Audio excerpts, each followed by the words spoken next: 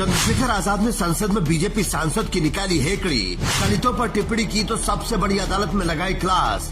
सबको घेरने वाले सांसद को आजाद ने संसद में ही पिलाया पानी। बीजेपी के एक सांसद हैं निशिकांत दुबे, बहुत बड़ बोले, स्वयंभू ज्ञानी और पोल खोलने का दावा करने वाले, जो विपक्ष के हर नेता के पीछे पड़े रहते हैं और कुछ न कुछ ऐसा करते रहते हैं जिससे वो न्यूज में बने रहें या फिर एक तरफ के लोग उनकी वाहवाही करते रहें। लेकिन इस बार वो चंद्रशेखर आजाद के हत्थे चढ़ गए। उन्होंने संसद में निशिकांत दुबे को ऐसा रगड़ा कि अब दलितों पर बोलने से पहले 1000 बार सोचेंगे। दरअसल निशिकांत दुबे ने सोनिया गांधी के इलाज का मजाक उड़ाते हुए आरक्षण पर कटाक्ष किया। उन्होंने कहा कि जिस अस्पताल में सोनिया गांधी का इलाज हो रहा है उसमें आरक्षण लागू नहीं है। क्या आपका भरोसा 60% आरक्षण वाले अस्पताल में नहीं है? सोनिया गांधी का इलाज डॉक्टर अजय स्वरूप कर रहे हैं, जो न दलित है, न ही आदिवासी और न ही पिछड़े। ये बात भले ही सोनिया गांधी पर बोली गई थी, लेकिन निशिकांत दुबे ने असल में SC, ST, OBC का मजाक उड़ाया था और उनकी काबिलियत पर सवाल उठाया था, जिस पर चंद्रशेखर आजाद ने उन्हें संसद में ऐसा रगड़ा कि जिंदगी भर याद रखेंगे।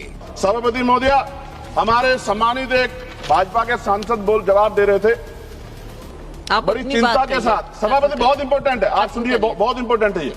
वो ये कह रहे थे जवाब देते कि उन्होंने कुछ ब्राह्मण्स के नाम लिए और कहा कि भाई ये इनके मालिक हैं, इनके यहाँ लेबर तो SC, ST है, ये विचारधारा पर आधारित है। तो क्या कहना चाहते थे कि इस देश को तोड़ने की मूवमेंट कौन चला रहा है? जवाब दें। वो बड़ी बात यह है, उन्होंने ट्वीट किया 2 दिन पहले, मैं चाहता था मैं उनको जवाब दूं, उन्होंने आरक्षण को कोसने का काम किया। ये भाजपा की सोच है, जवाब देना चाहिए भारतीय जनता पार्टी को। सवाल ये है कि अगर निशिकांत दुबे को आरक्षण से इतनी दिक्कत है तो वो अपनी पार्टी से बोले कि आरक्षण समाप्त करने पर बिल लेकर आए और पास करवा लें। लेकिन वो ऐसा नहीं करेंगे, बस दलितों को अपमानित करने की कोशिश करेंगे और आदिवासियों को निशाने पर लेंगे, जिससे उनकी सोच तो साफ उजागर होती ही है, साथ ही उनकी पार्टी की राजनीति की भी कई परतें खोल देती है। दलितों और आदिवासियों को लेकर चंद्रशेखर आजाद बहुत गुस्से में थे। वो बहुत दिनों बाद संसद में इस तरह से फायर हुए थे। उनकी जुबान दलित OBC का दर्द बयां कर रही थी और गुस्से वाली आवाज बता रही थी कि वो कितने दुखी हैं। सभापति महोदय, देश की 1/4 आबादी SC, ST 25% से ज्यादा बड़े समाज के साथ जब जुल्म जाति अन्य अत्याचार होता है, उनकी हत्याएं होती है, उनकी बहनों का रेप होता है, उनको मारा जाता है, जलाया जाता है, उनके घरों को फूका जाता है, तब इस सदन में चर्चा क्यों नहीं होती? ये सदन क्यों नहीं सुनना चाहता? SC, ST, OBC के अन्याय की आवाज क्यों नहीं सुनना चाहता? कितनी चर्चाएं होती है।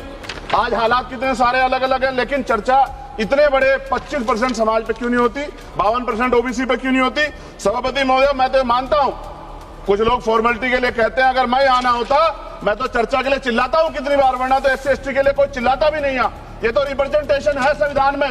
ये ना होता हमारे घरों में, हमारी गलियों में कोई वोट मांगने नहीं जाता। सोचिए, देश में 131 SC, ST सांसद हैं, लेकिन किसी दूसरी पार्टी के सांसद की इतनी बुलंद आवाज आपने आखिरी बार कब सुनी थी? वो कौन सा दलित नेता था जिसने अंतिम बार दलितों के लिए संसद में खड़े होकर नेताओं की असलियत उजागर की थी? हमें मायावती के बाद कोई नजर नहीं आता जब वो राज्यसभा से इस्तीफा देकर निकल आई थी, लेकिन उनके बाद चंद्रशेखर आजाद ने वो जिम्मेदारी और भी बेहतर तरीके से निभाई है और देश के हर मुद्दे पर वो दलितों की आवाज बुलंद करते हैं, जिससे विरोधी परेशान रहते हैं। सीवर में सफाई कर्मचारी मरता है, इतने आगे बढ़े हम लोग, उसके बच्चों को भी अपना पेट पालने के लिए कई तरह की मुसीबत गुजरना पड़ता है, कोई नहीं सोचता। सच ये है, इस देश में दलित आदिवासी आज भी गुलामी की जिंदगी जी रहे। सरकार उनके लिए कुछ सोचना नहीं चाहती, सरकार नहीं सोचेगी तो फिर से किसी वाद का जन्म हो जाएगा। इसका, इस अन्याय का, ये जो कठोर अन्याय है, जो सदियों की हिंसा पे आधारित, सदियों के भेदभाव पे आधारित है, इसका जवाब सदन को देना पड़ेगा।